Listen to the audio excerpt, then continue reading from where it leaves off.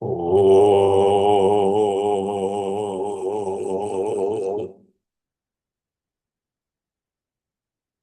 oh, oh.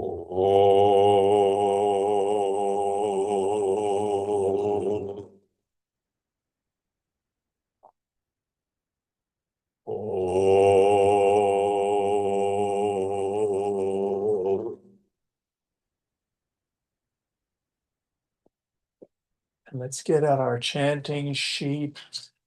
I printed a few more in case you didn't bring them. Let's go through our Guru Stotram. Again, I'll line it out and then you chant it after me. Guru, I forgot how Guru Brahma. Okay. Guru Brahma, Guru Vishnu, Guru Devo Maheshwaraha. Guru Brahma, Guru Vishnu, Guru Devo Maheshwaraha.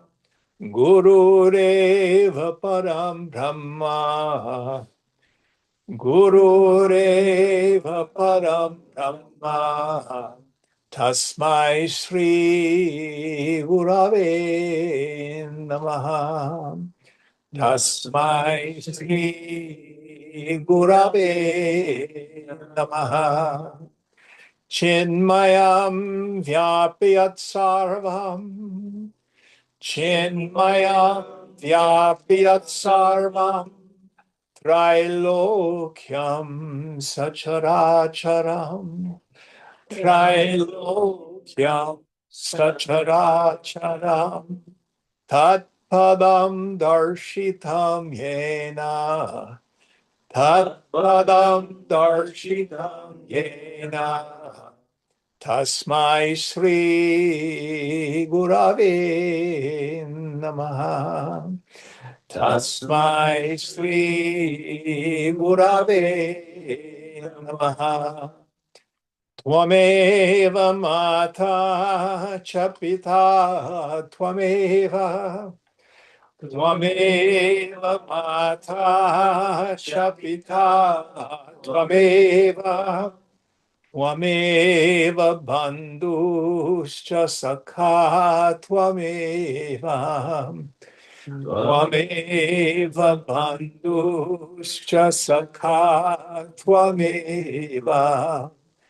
Tvameva vedyadravinam tvameva. Tvameva vedyadravinam tvameva. Tvameva sarvam mama deva deva.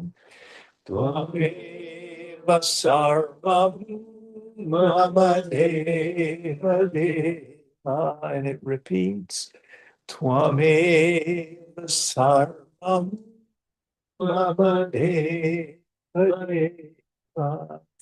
Let's try it all together straight on through and see how you do. Guru Brahma, Guru Vishnu, Guru Devo Maheshwaraha, Guru Reva Param Brahma, Tasmai Sri Gurave Namaha. Chinmayam Vyapyat Sarvam Trilokyam Sacharacharam Tatpadam Darshitam Yena Tasmai Sri Gurave Namaha. Tvameva Mata Chapita Tvameva. Tvameva bandhuscha sakha tvameva. Tvameva vedyadravinam tvameva. Tvameva sarvam mama deva deva. Tvameva sarvam Atmabodha. Jai Guru. And now our Shanti mantra. Om Sahana Bhavatu. Together. Om Sahana Bhavatu. Sahanau Bhunaktu. Sahanau Bhunaktu. Sahaviryam Karavavahai. Sahaviryam Karavavahai. Tejasvinavadhitamastu. Tejasvinavadhitamastu. Ma vidvishavahai. Ma vidvishavahai. Om Shanti, Shanti, Shanti. Om Shanti, Shanti, Shanti. Let's do it all together, straight on through. Om Sahana Vavatu, Sahana Bhunaktu, Sahaviryam Karavavahai. Tejasvinavadhitamastu ma vidvishavahai. Om Shanti, Shanti, Shanti. So, a little bit about mantra before we go on. We have, of course, the greatest of all the mantras, and that's the pranava, the sound syllable Om. Om, the word, is divided. Well, how does it go? This is the very first part of Mandukya. Om, the word, is all this.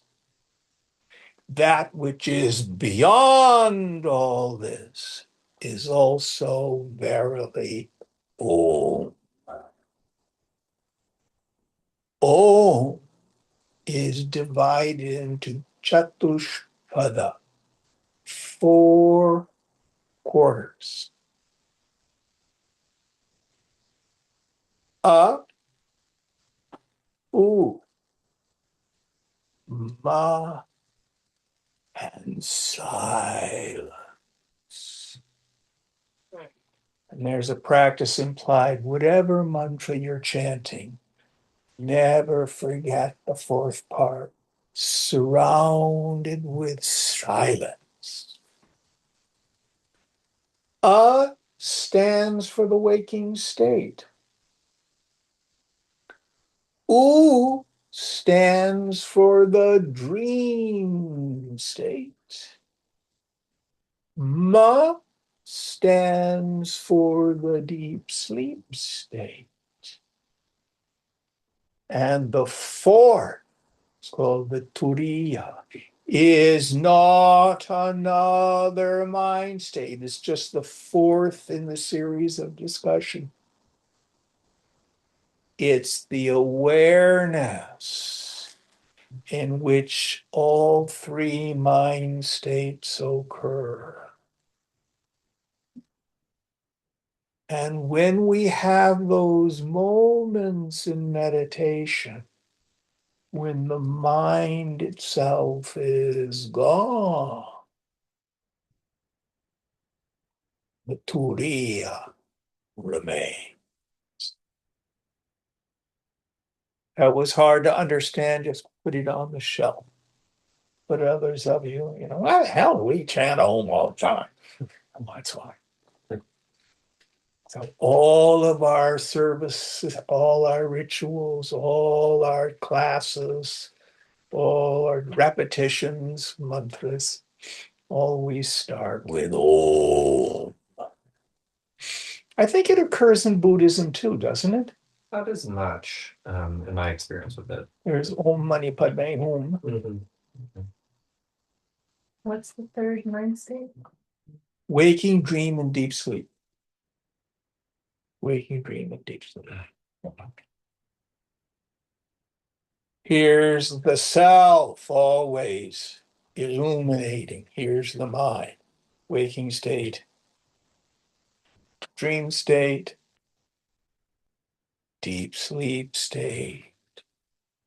Now watch carefully. Nirvikalpa samadhi. And the mind returns and, oh my gosh, there's nobody there. That's what happens. All right. Any questions? Did we cover 7 or 8 last week? 7. 7. All right. So any questions about what we covered? Most importantly, do you remember the subject-object discrimination? I is the eternal subject. Right now, for most of us, it may feel like I'm an individual person. Don't worry about that. But understand, I is never known as an object. Anything that is objectively cognized in the phenomenal world, not self. Neti, neti, not iti, not iti, not this, not this. All right, number 8. Will you help us out, Sound? Oh, if any of you want to practice, you can try chatting along with her. Might as well learn. And there's transliteration. Any of you who can't read the Devanagari, you can see the same chant set in Roman letters. Will you help us out, please? Upadane khiladare jaganti parameshware sarga sthithilaya yanti buddha nivavarini. Like bubbles in the water, the worlds rise, exist and dissolve in the Supreme Self, which is the material cause and the support of everything. Yes. So it's as interesting, bud in Sanskrit. And what was it in Spanish? We were talking about that. Burbuja. So this reduplicated root. It's interesting. Some words that are the same in so many Indo-European languages. Bubbles.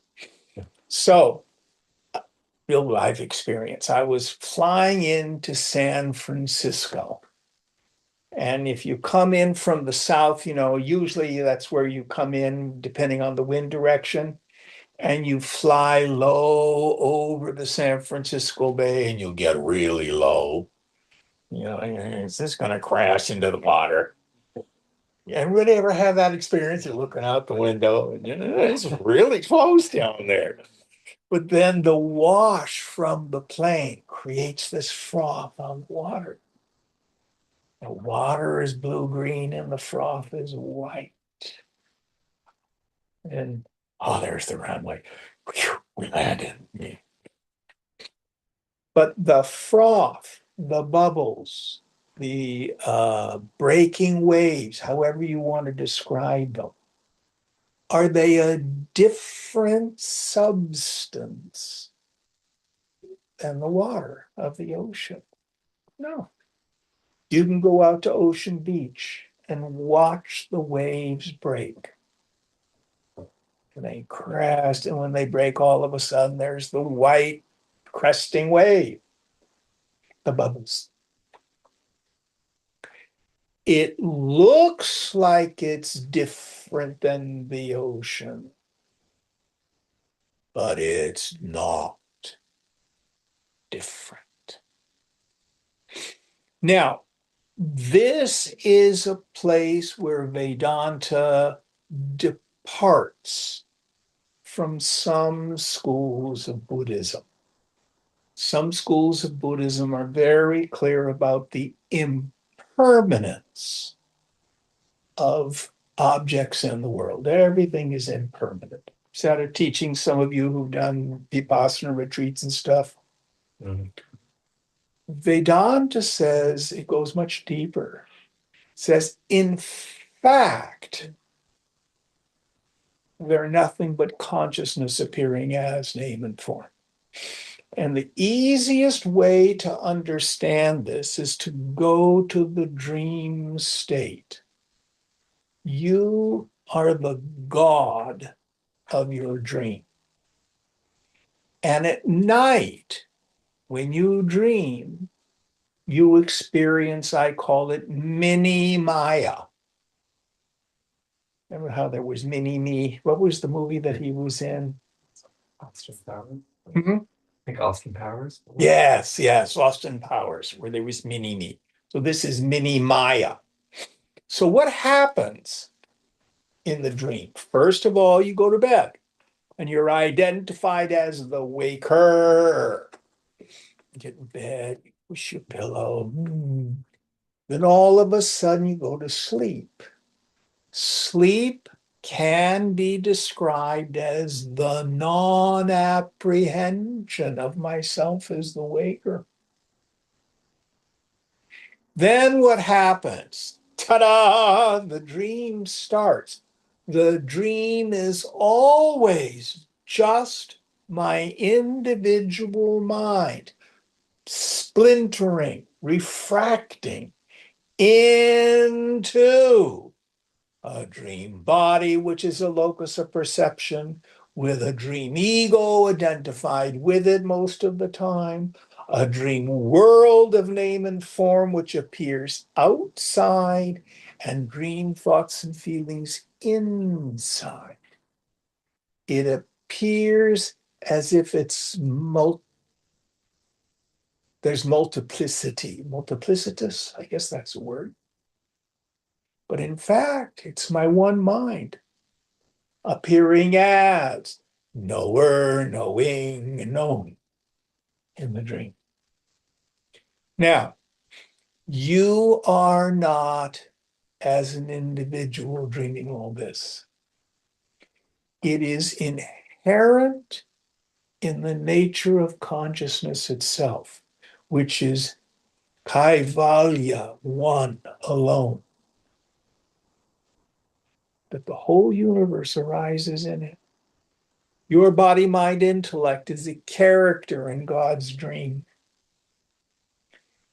But this world of name and form is consciousness appearing as name and form. It looks different, but it's not. So in this work, the first step, I distill out from my body, mind, intellect, my identity. Okay, I get it. I'm that witnessing consciousness. But that's only half the process. Now, what about this world? Well, we fooled you. There's no not self. We lied. What we've been calling the not self is also consciousness appearing as name and form. Conditioned consciousness. We can say the pure subject is nirguna Brahman, Brahman without qualities. But the phenomenal world is saguna Brahman, Brahman with qualities. Just like the froth on the waves in the ocean are nothing but the ocean, so also this world of name and form is nothing but consciousness. One of my favorite mantras comes from the Chandogya Upanishad. Sarvam Kalvidam Brahma. Sarvam Idam. That's shop talk. That's jargon. It means all this. The phenomenal world. Kalu, verily, is Brahman. Brahman is consciousness.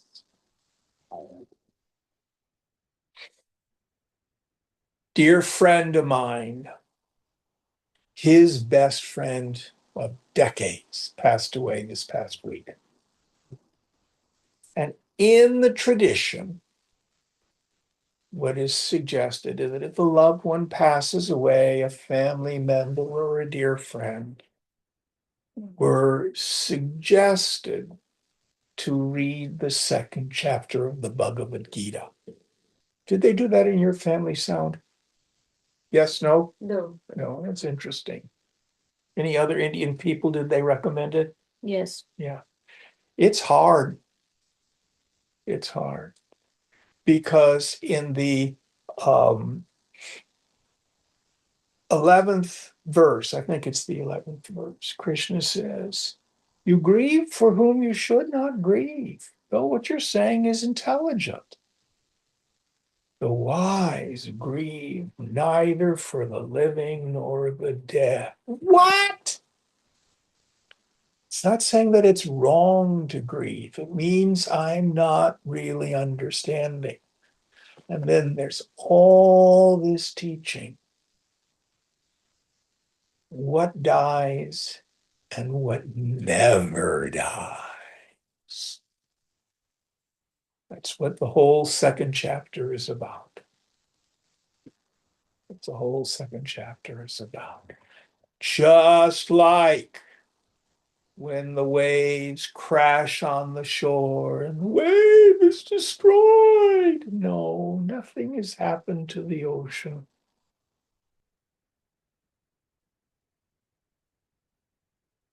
It's all going to be okay. And one of the last things Ram Dass said, even dying is completely safe.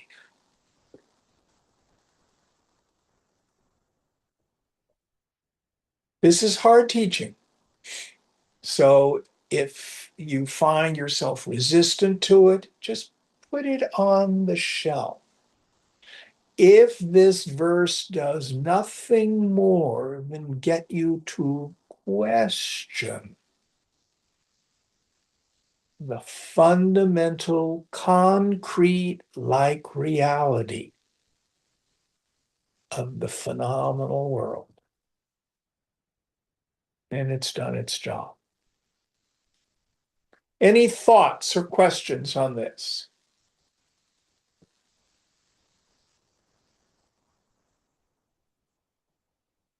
So, God doesn't create the world at us and to us, but as us and through us. Lots of implication to that. It's not God plus a world. Vedanta is not monotheistic, it is monistic. Monotheism says there's only one God. Monism says there's only God. That's all. All right, any thoughts? Next verse. I have a question. Yes, ma'am. How would Bhagavad Gita explain what's happening in America right now? How would Gita explain Yeah, what's like what- happening? Yeah, what would Krishna say? Krishna would say, you don't get what you want. You don't even get what you need. You get the inevitable result of the force of your past actions. Now, take the young man who was shot, murdered, no question about it. Why him and not the lady he was trying to protect? It's not that he was evil or bad. I have no idea what his karma was in prior lives. But understand, being dead doesn't hurt. Probably went very quickly with very little pain. You know, it's you and I who are grieving this terrible tragedy, a murder by the government. Being dead doesn't hurt. The disrespect of life does. Pardon me? disrespect of life does, then. Disrespect of life hurts the people who are still alive. But what Krishna is saying, the vast majority of the ills that you and I observe and experience, we've done it to ourselves. Now, for example, I was on the bus today, and there happened to be two Native Americans talking. They were talking about what's your tribe and all, and they were back and forth. And then they made a reference to the Trail of Tears. What's the Trail of Tears? The ice of the 1800s, What happened? people were removed from their homes. And how many people do they estimate died?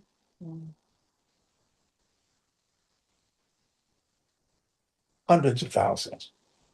In the population of the Americas, when Europeans came, the estimates are 95% of the native population died within something like a couple hundred years, mostly through diseases that the Europeans brought. You don't think that has a karmic repercussion?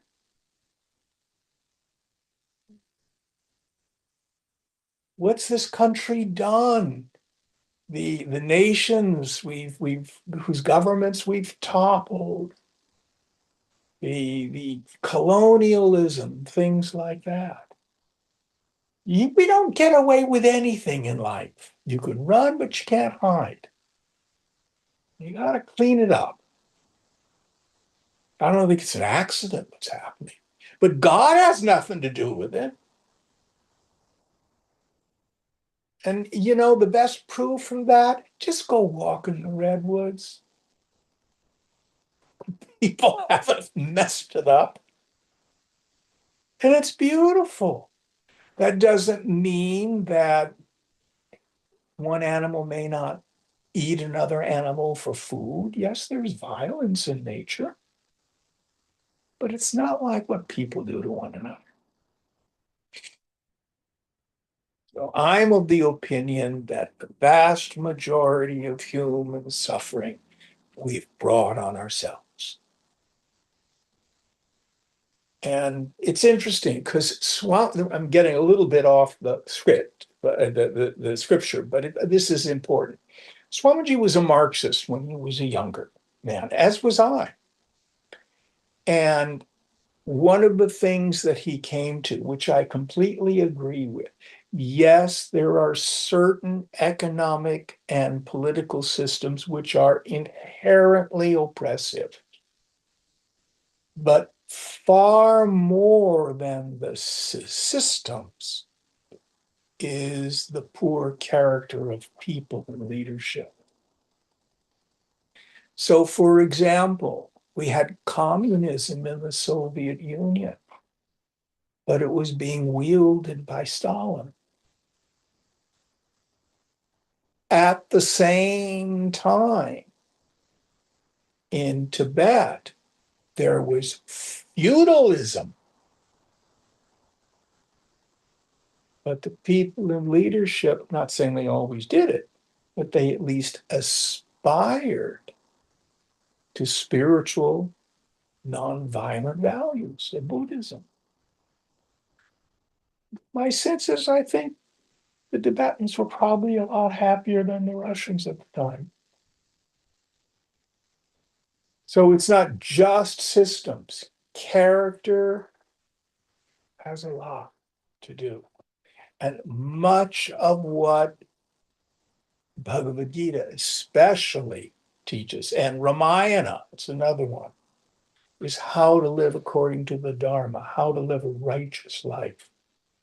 Not just because it'll make you and me happier, but it's also for the benefit of the society. Is that useful? You may not agree with me. It's okay. You have thoughts you want to share? Sounds a lot like what I've heard referred to as group shadow. Group shadow. I like that. I've never heard that expression. Yeah.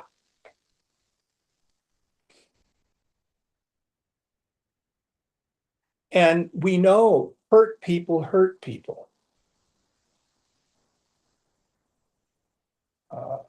We had it's not so much in the news right now, but for, uh, for a couple decades, the whole phenomenon of priest pedophilia, priests being predating on young boys, usually altar boys. Well, guess how they got that way? They were probably victims of childhood sex abuse themselves. And these things just get passed on. But it's also, I like your term, group shadow. Very much the same thing. I think this is what was so healing, not completely, about the effort at reconciliation in South Africa. There was a real attempt to try to tell the truth about the suffering and to reconcile. Doesn't mean there's not still a lot of suffering, but they were able to get through a whole lot of it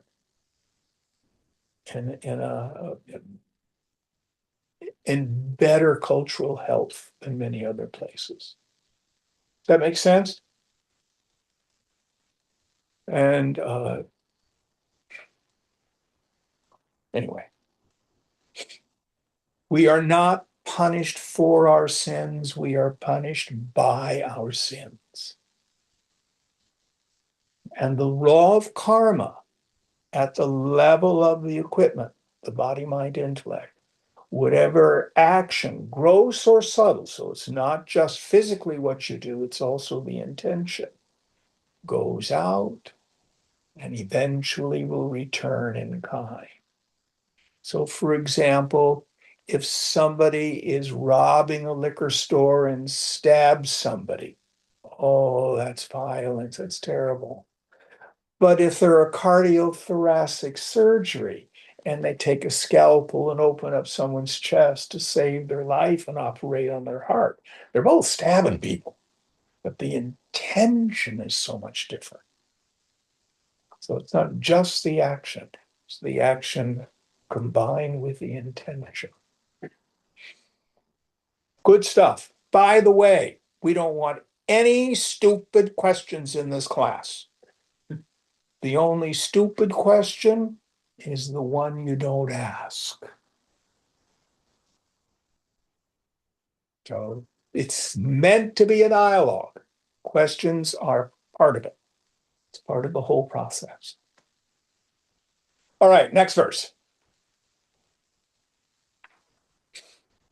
Satchidatmana Satchidatmananushute Nidhe Vishnu Prakalpita Vyaktyo Vivida Sarva Hatake Katakadivat.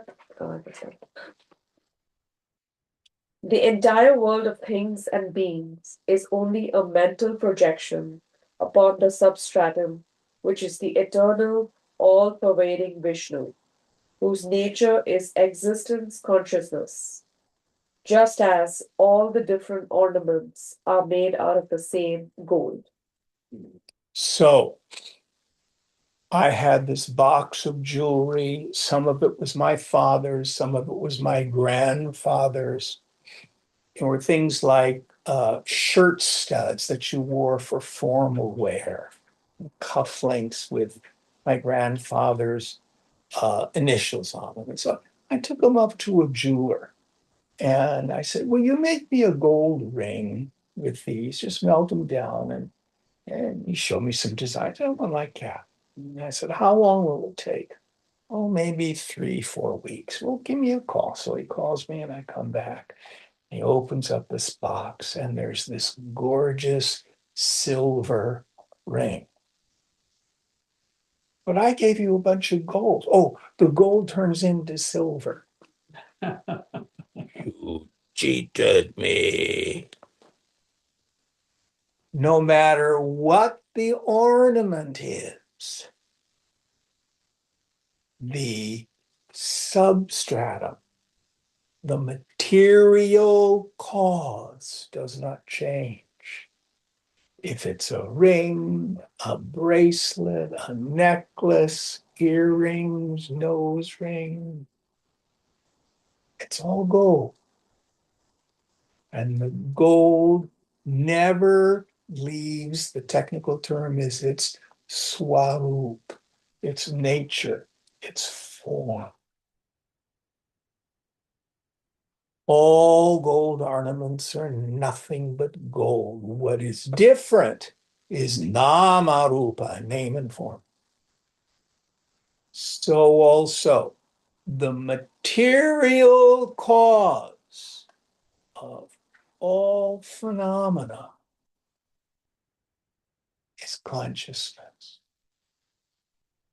And it never leaves its essential nature. Here, Shankara calls it Sat Chit Swarup. What was the term you used? Something like that. Satchidatma Nanushyati. Yeah. Satchidatma. So the form of the self, existence and consciousness. Now there's enormous ramifications to this. All the tantric traditions are rooted in a deep understanding of this idea. I'm not going to go too much into that, but as the Master Jesus said, as a person thinks in their heart, so are they. As we do, as it were, a bit of dream shaping. So just as the infinite creates the world of name and form by means of imagination, you and I, to a limited degree, as it were, co-create with the infinite. My little portion, my little personal zoo, is largely determined by the largely unconscious fabric of my thoughts, my deeply rooted beliefs. And they can be changed. That's the thing that's so amazing. Anybody here, you're probably not all old enough. Remember EST, Earhart Seminar Training? It then turned into the Forum, and then it turned into Landmark. Any of you done any of that kind of stuff? I have. My mom worked for Werner Erhard. Oh my gosh. I did Werner's very last training in the city before he moved on. But he used to talk about an idea whose time has come. Mm. And what happens is, you know, in the group mind, an idea would take root, then all of a sudden it becomes possible. It has life, and then things change. There's great power in ideas because life is largely what we think it to be. All right, any thoughts on this? Next one. Yata kasho hrishikesho nanopadhigato vibhu tatvedha pinnavad bhati tannase kevalo bhavet.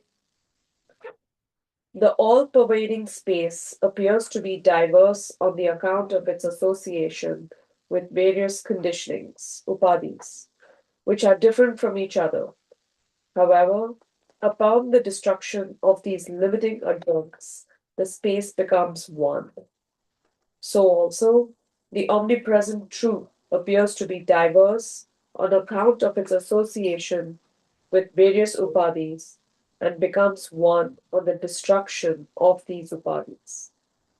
So here we have cup space and room space.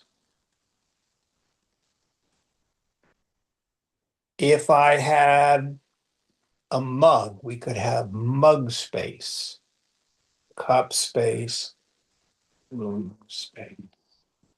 Space inside the glass, space outside. Now I'm going to do a magic trick. You see the space inside the glass? Did I move space? Did I? So, If I were to break the glass, what would happen to the space? Oh, it would merge into the room. Is that what happens? No. The glass is in space. I just call it glass space. But it's one homogeneous mass. Nothing, whatever you want to call it. So also, it seems like the self is inside me. I'm a little glob of witness that's running around inside the body. Actually, no. This is Vijnana Gandham, a homogeneous mass of pure awareness. We little bodies are running around in it. They're just ideas and but inside it seems like there's a me. It's conscious and sentient. Now, when I say you refer to yourself. So you all see the room from your viewpoint. I see the room from my viewpoint. You are aware of your thoughts and feelings. I'm aware of my thoughts and feelings. But if in the space between your thoughts, you have this radical reversal of the attentive faculty and notice the knower, there's nothing there. It's vast and empty, chidakasha, space of pure awareness.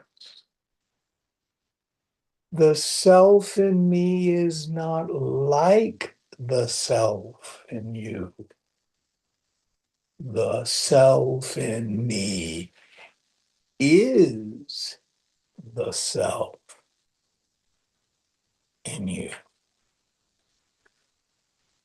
There's only one of us here.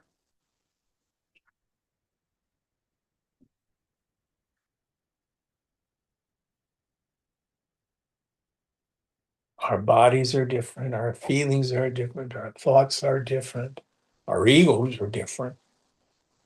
But the conscious, living, sentient being that shines as I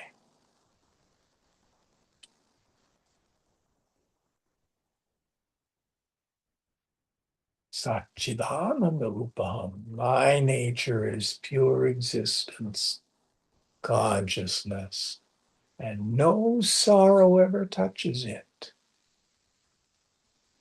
Just like if I have the water glass in a coffee mug, and I do all this stuff, space goes nowhere. Now, there's a funny story in Yoga Vasishtha. There was a fellow, and he wasn't very bright. So he built a house. And the reason he built the house is he was going to protect space. And in time, the house fell down. He did not grieve the loss of the house. He grieved the loss of the space. So then he digs a well. So space will be safer. Going to protect space. And in time, the well caved in.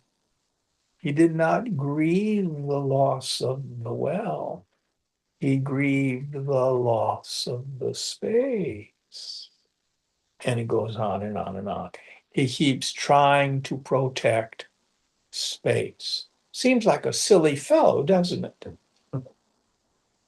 But don't you and I spend so much of our time? How am I doing? Am I okay? What do they think of me? I need to be safe. I have fear about that. I have to secure this. It isn't the money, the house, the relationship stuff. It's myself I want to protect. And it is inviolate. And don't believe me. Stop. As frequently as you can remember through the day. See if you can just spin the mind a bit. Stop it a bit. Then introvert your attention and notice. Okay, did that touch me? Nope. Still just the vast empty space of pure awareness. Didn't change.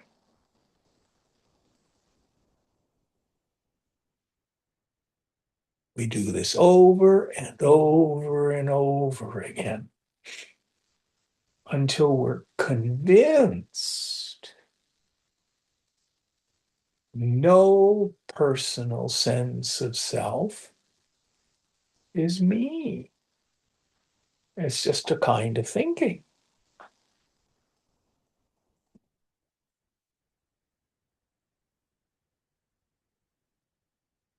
Any thoughts on this? Next one. Yes. Did I hear a question? And a potty. Upadi means conditionings or the equipment. And how's that different from like a samskara? Sanskara means an impression. So your body, your energy, your various feelings, judgments, etc., your thoughts, the ego sense, ignorance itself, all that together is the upadis, the equipment. And it's all objects of cognition. And we want to destroy it? No, you have to see it for what it is.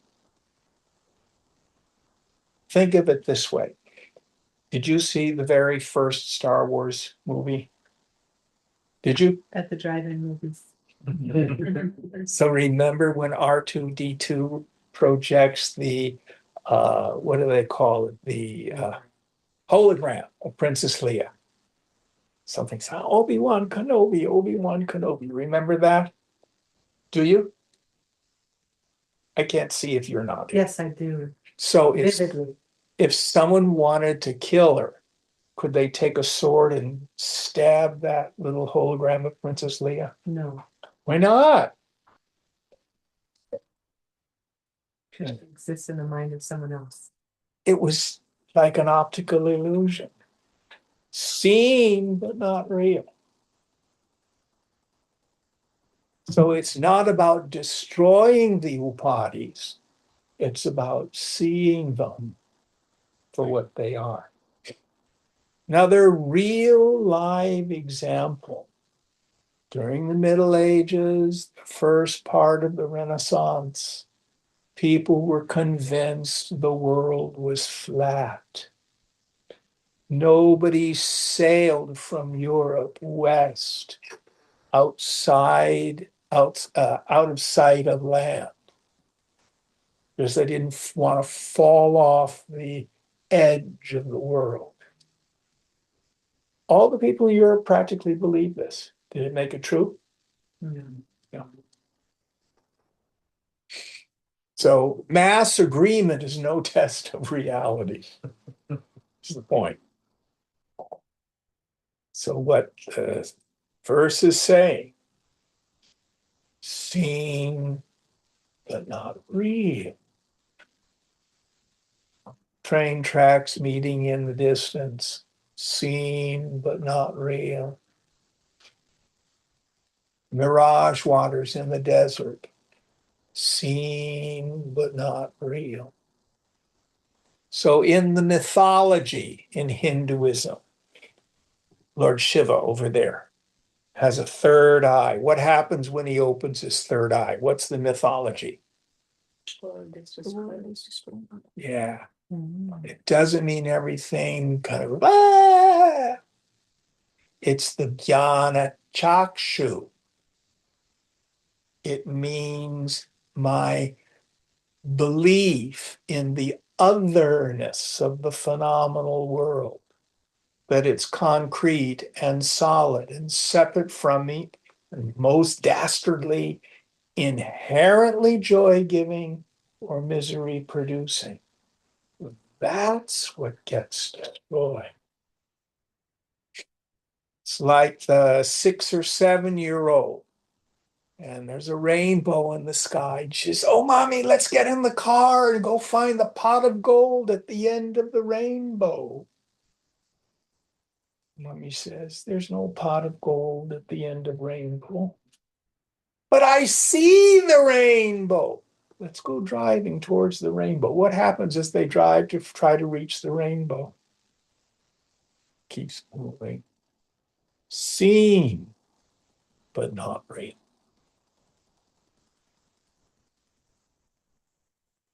Does that make it a little clearer? Anybody else have a question on this idea? So what's the daily practice again? Just Begin to doubt the concrete otherness of the phenomenal world. Now, I'm not suggesting this because I don't think in the end it's helpful. But if in your past you may have done a psychedelic, what you may have experienced is your ordinary way of seeing the phenomenal world was radically different on the drug. Problem is, you probably thought what you saw on the drug was real. But the one value of that is we begin to doubt the ordinary concrete reality that we see. And it's so clear in our current socio-political environment just because of where people get their information. Huge swaths of the country believe completely different things than other people.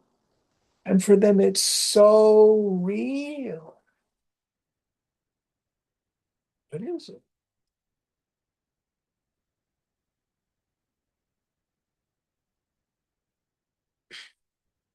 All right, next verse.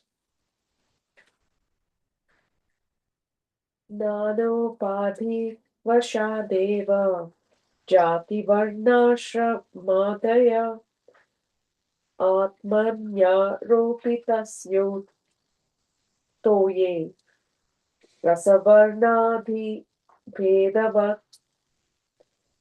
Because of its association with different conditionings, upadhis, the idea of caste, color, position, and so on are superimposed upon the Atman, just as flavor, color, and so on are superimposed on water.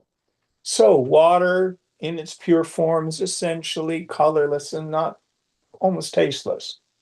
But you can put sugar in it, You can put chocolate in it, all sorts of things.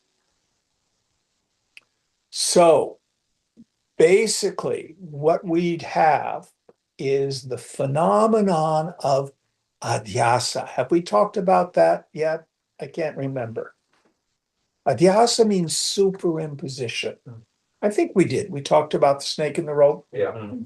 So essentially, what my problem is, adhyasa, superimposition, has two elements to it. The first is the non-apprehension of my essential nature. In my mind, I do not know I am that birthless, changeless, deathless consciousness, and so is everybody else. Then comes after the non-apprehension, the misapprehension, the superimposition, the projection. The root of it all is I think I'm the body. That's called the bija vasana, or to use the language used, bija sanskara. A root impression is I think I'm the body. And then the body plus the personality. So if someone says, well, tell me about yourself, what do we do? Well, I was born such and such a year. My parents are so and so.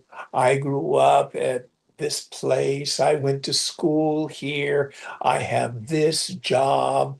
My spouse is so and so. My culture is this culture, that ethnicity. I have these many degrees. I don't have any education. I own this. I don't own anything. All these ideas, which essentially are descriptions of the body or the body's history or the body's activity. Who of us, when someone's, well, tell me about yourself. Well, I'm birthless and changeless. I go nowhere. I'm the nectar of knowledge, homogeneous existence, like the sky, as Avatar says. The vector of knowledge. That's the truth. And that's my problem, is I superimpose upon myself the qualities of the upadis, the equipment, body, the body plus the personality. What verse are we on now? 12. 8, 10, 11, 12. Okay, we're fine. Any questions about this phenomenon of superimposition? That's my big problem. How do I get out of it? How do I find the rope? I have to investigate what I think is the snake. So what you want to do is, again, turn the attentive faculty within. Go looking for this person that you think you are. And it's like shining a light on a shadow. When you shine a light on a shadow, the shadow disappears. You cannot find an individuality. You can just find more thoughts, feelings, memories, experiences, impressions, body sensations, which are all anatma, not self, not the subject. If you stay with that question, Kolam, who am I? And if your mind is quiet enough that at least in moments you have the sense of the no thingness of your essential nature. I love that Zen koan. What was your face before your mother's birth? A bell ringing in an empty sky.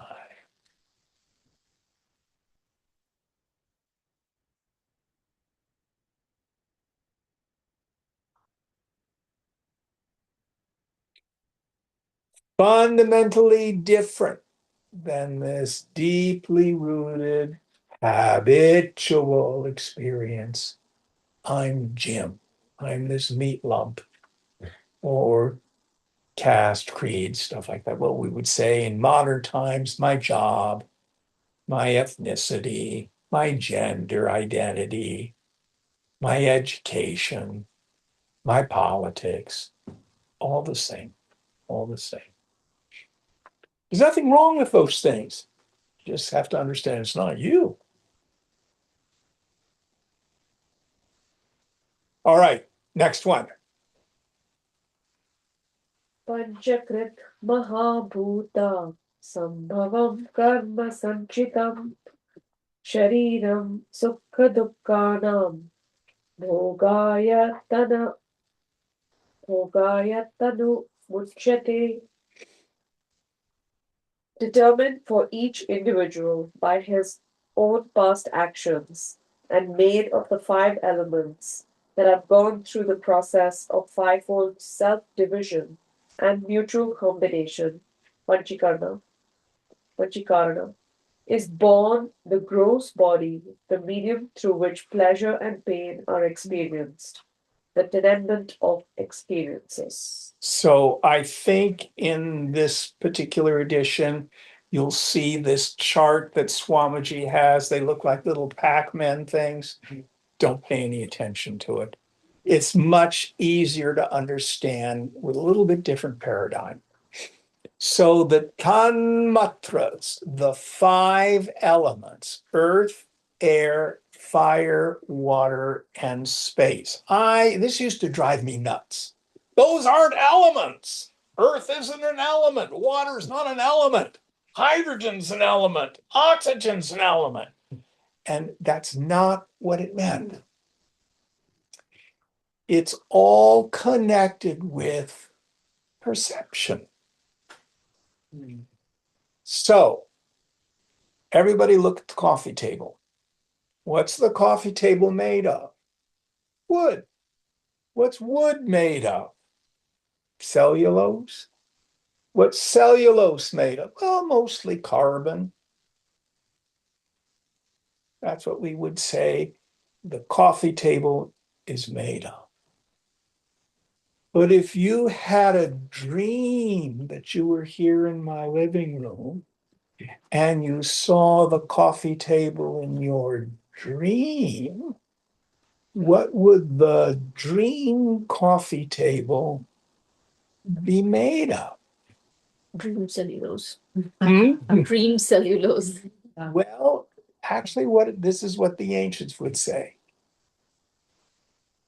Earth is smellability. If you put your nose close enough, you can probably smell where I spilled salsa on it. Air is touch.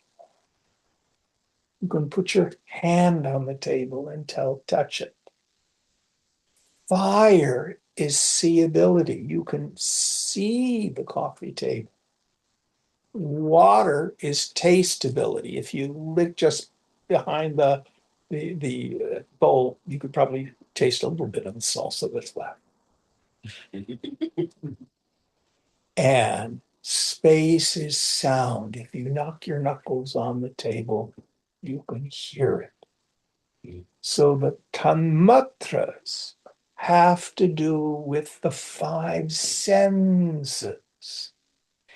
And the implication is, just like the table in my dream is a specific combination and recombination of seeing, hearing, tasting, touching, and smelling, this is no different.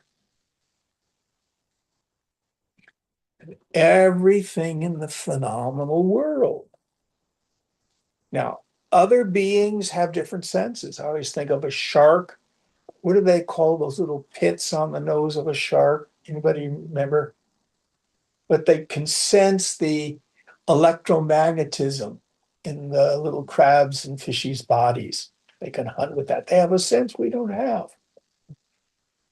And uh,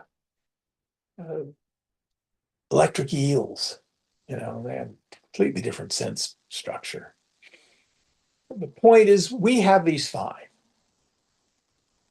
And that's how we experience the world.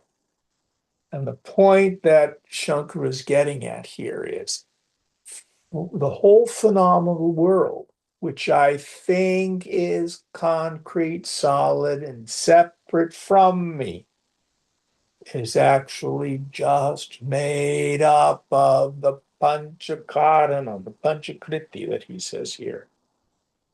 Earth, air, fire, water, and space or ether.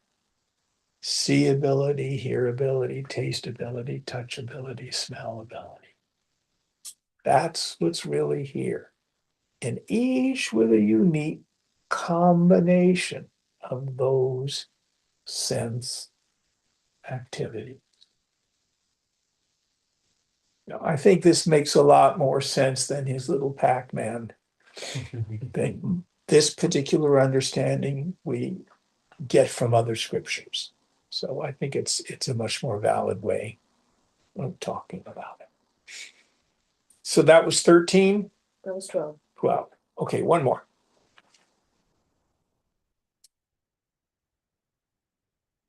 Pancha prana mano buddhi dashendriya samanvitam apanchikriti bhutotam sukshmam sukshmangam bhoga sadhanam. The subtle body, which is the instrument of experience, is constituted of 5 pranas. Okay, we'll have this. I can't do this in 2 minutes. So we'll start with this verse next week. And we'll end here.